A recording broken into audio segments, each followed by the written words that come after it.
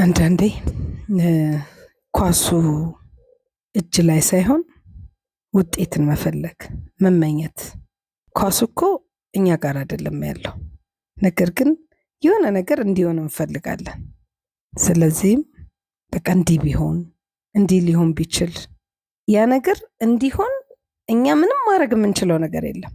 ወይም እኛ በምናደርገው ነገር ልንቀይረው የማንችለውን ነገር እንዲሆን ዝም ብሎ መመኘት፣ መጠበቅ።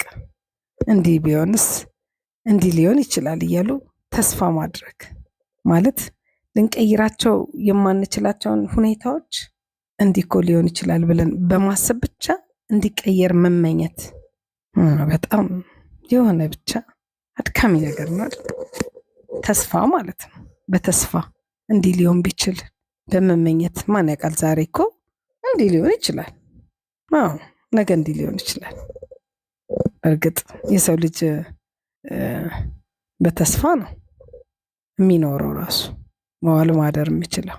ነገር ግን አንዳንድ የሌሉ ነገሮችን መጠበቅ ግን እጅግ በጣም ያደክማል።